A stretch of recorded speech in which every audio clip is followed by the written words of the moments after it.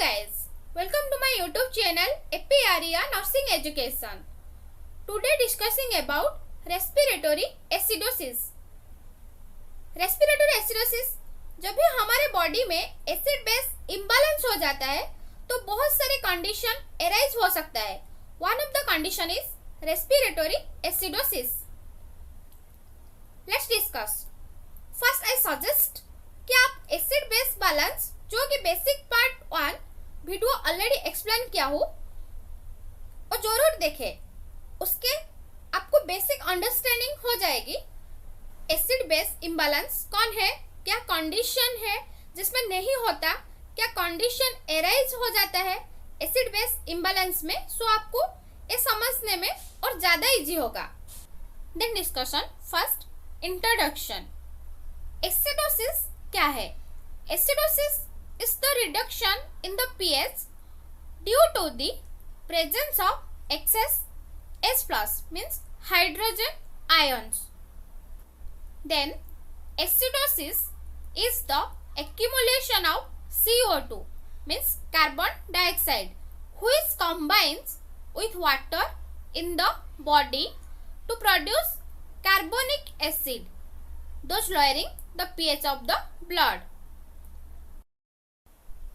Then CO2 means carbon dioxide plus H2O means water.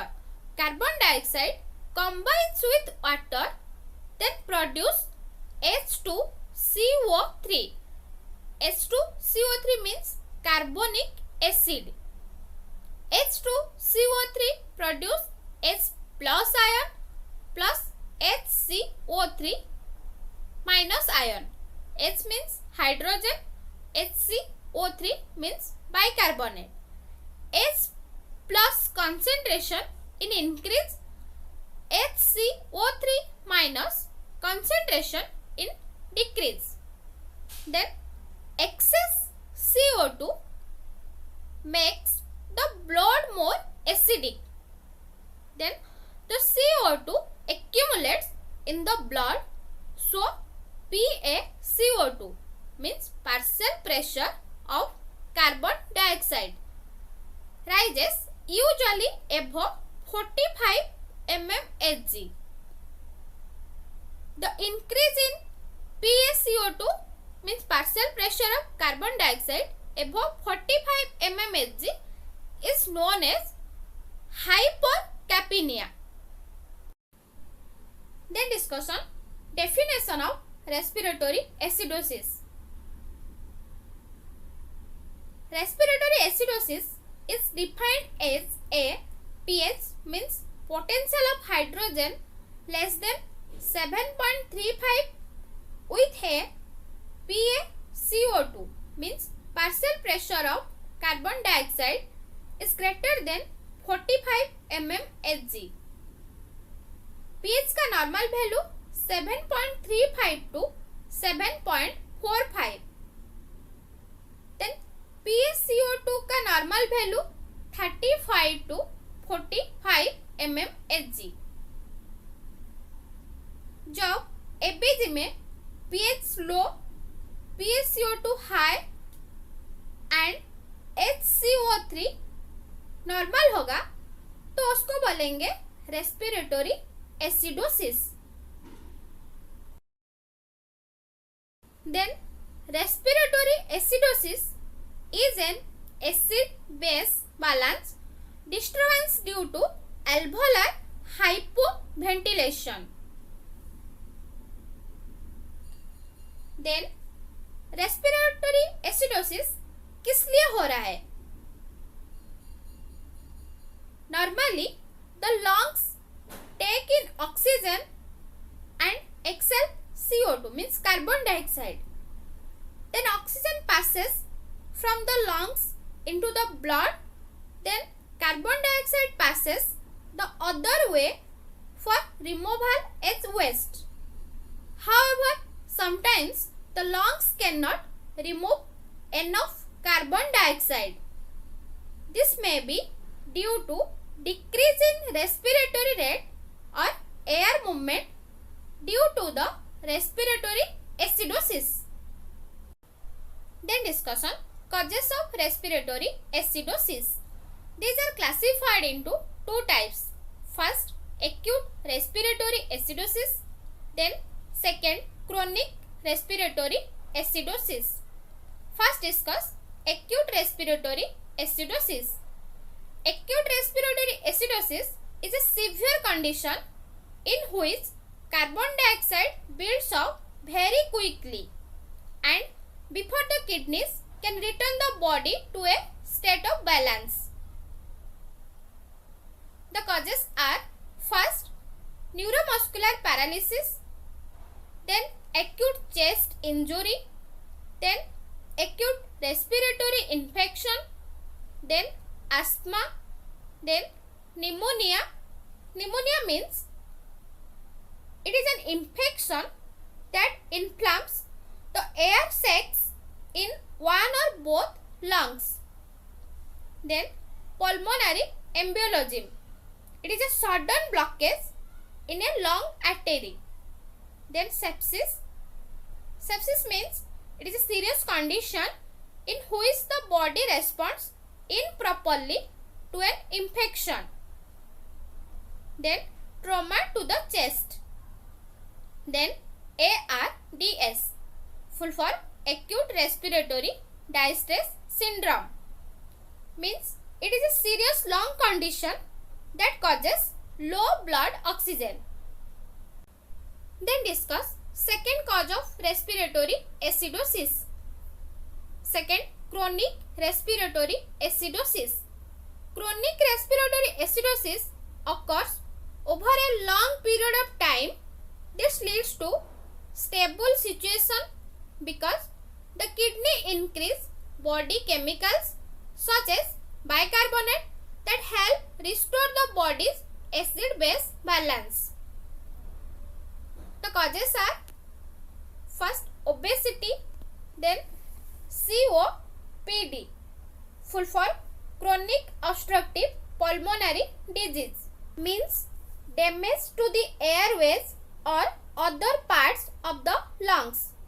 Then chronic deformities of the spine is known as kyphoscoliosis, means abnormal curvature of the spine in both the coronal and sagittal plane. Then myasthenia gravis, means weakness in the voluntary muscle. Then multiple sclerosis, it is a chronic neurological disorder. Then muscular dystrophy, means weakness and degeneration of skeletal muscles. Then airway obstruction. Then pulmonary fibrosis. It is a serious lung disease that affects the respiratory system. Then discussion sign and symptoms respiratory acidosis. Muscular weakness, tachypnea, blood vision, confusion, memory loss, restlessness, warm and flushed skin, anxiety, sweating, seizures, means it is a sudden uncontrolled burst of electrical activity in the brain. Then coma, means it is a state of prolonged loss of consciousness. Then headache. Then wheezing, it is whistling sound during breathing. Then cyanosis, means a bluish discoloration of the skin. Then stupor, it is an excessively deep state of unresponsiveness. Then hypotension. Then discussion diagnostic evaluation or test of respiratory acidosis. First, ABG, arterial blood gas test.